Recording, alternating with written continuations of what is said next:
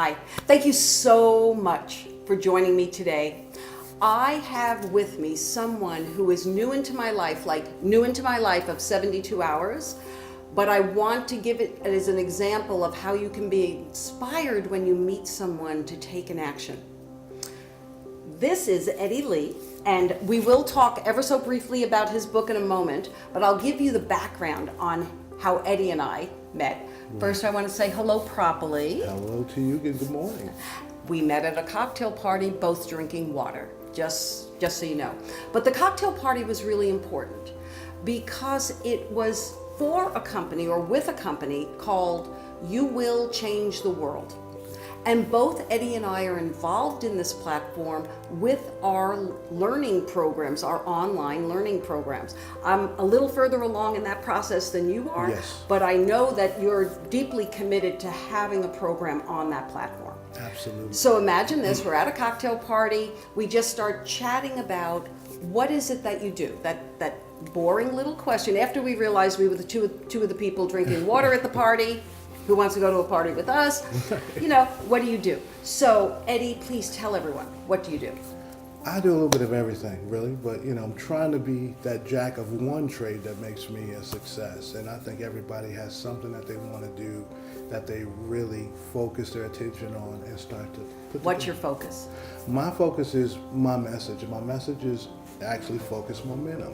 And I believe that the only way for us to truly do what we need to do in our lives is to be able to focus our attention on what it is we want, opposed to always focusing on what we don't want. Right. So now you know in part why Eddie and I got along so well. You know that I have the 3 F's of success: focus, follow up, follow through. Absolutely. And there was a second part of your message that you were telling me your work so far has been a lot helping children, young people, Absolutely. get that message. Tell me a little bit about that. Well, I'm an old guy now. Yeah. So we were. I spent a lot of years working with the youth in group home facilities. Kids have been taken from their parents or home settings for one reason or another. And I was fortunate enough to be their mentor, coach, or just a staff member in the homes. Worked in California for a bit at a group home. Right. And also in Cleveland, Ohio, where I'm originally from.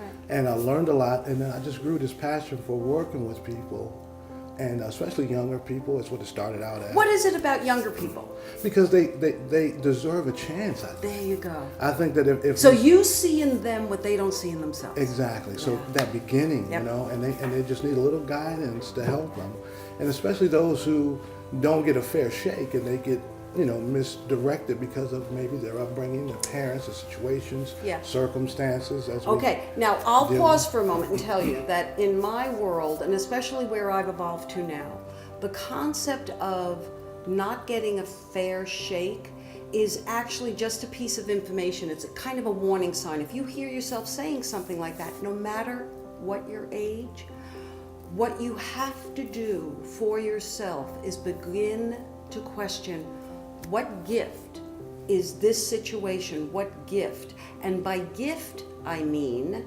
what strength are you being called to bring up in yourself to get through to a better place? Yeah.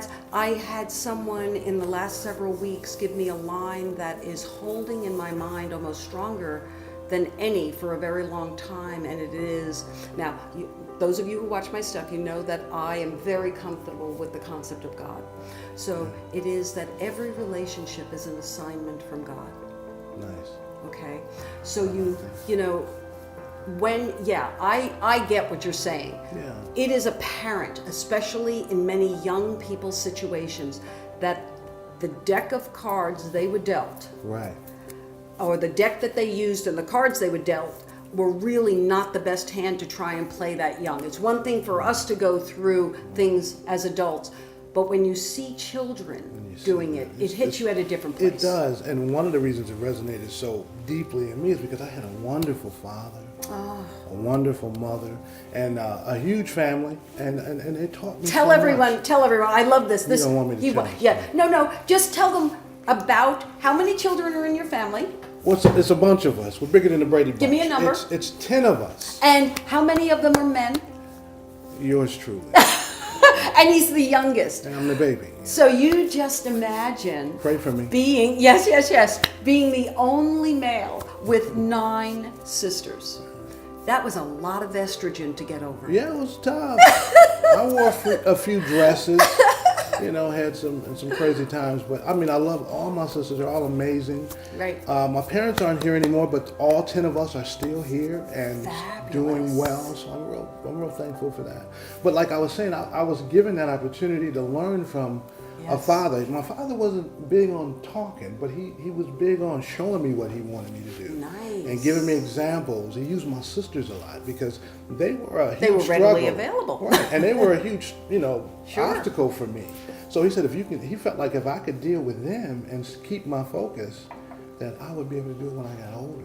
Beautiful. And to follow the path that I had chosen for myself to be successful. Right. And I'm so thankful for that message because at the time I didn't understand it because I was getting my butt kicked. Sure.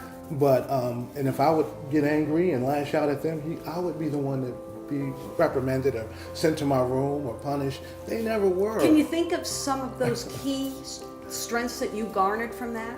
Yeah, it's like, not to allow circumstances and situations to shape and mold me.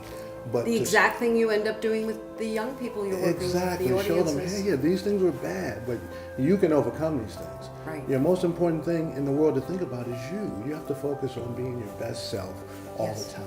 It's interesting that you say that because we didn't know that, but my work this year is focused on the business of flourishing, and what I'm working very strongly in is that first box. All of my books start in this box where the very first thing is if you shift your awareness, your perspectives can change. Absolutely. And it seems that we're harping, like the program that I did for You Will Change the World is about the language of success. How from the second you get out of bed in the morning, you have got to start taking inventory of what's running through your head and make sure that what starts out up there, you begin to become aware of and actually take control of, because it starts right there. And so you're seeing that, and then you teach it. I do it we could spend our whole lives just in a state of awareness. And it's not being like, selfish. Because we spend our whole lives being misdirected by negative energy in the world, negative people. So it's so important. Like you said, I talk about that morning when you first get up to get a hold of your thought process. Yep. And know where your thoughts are going, have your goals set, and have that routine. How do young people respond to that? Well, at first it's kind of tough, because you got to get their trust. Yep. And you gotta, form that relationship, pay attention to them, make them feel like that what they have to say and share is important. Yep. And see, in flourishing, relationships, key, the first part, controlling the mind, that's the positive emotions, really taking responsibility for yourself. And then relationships are so critical. And it's what is critical in youth, it's what's critical at every stage of life.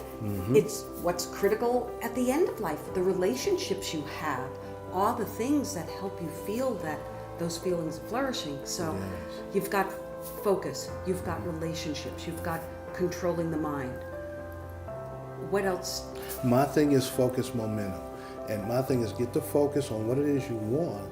And once you focus on something, automatically that force starts moving you in that direction. Yeah. So if I'm focusing on, being happy, like one of your topics, I'm going to bring a lot more happiness to me. I think you kind of touch on that. Sure. And, so that momentum is so important because momentum can work both ways, And if you've been going a certain way a long time that it hasn't really served you, it's hard to slow that momentum and switch it. And that's the hardest thing. And you're hearing us, we're professionals in this field. It is so challenging for you to really be able to grasp that we use the techniques that we teach you because we're telling you, get your positive emotions up, get your focus in line, get this happening, get that happening.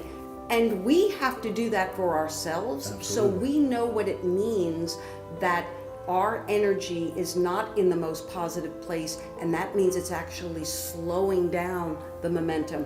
In my world, the concept of positive emotions, in the self-help community, they'll be talking about raising your vibrational level.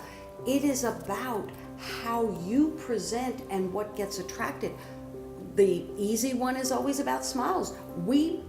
Why did we meet at a cocktail party? Right. We smiled at each other. We did. I Okay. walked up, I saw you, and it was a connection. It was a friendly atmosphere anyway. Okay. But you and me made that connection automatically because we looked at each other and we felt Correct. that it was okay. And that's what it means when we're talking about momentum, Yes. when we're talking about positive emotions. It is you taking inventory, getting yourself focused and saying, okay, I'm going to keep my head in this game, In the room. even though it doesn't show up at this moment the way I want it to.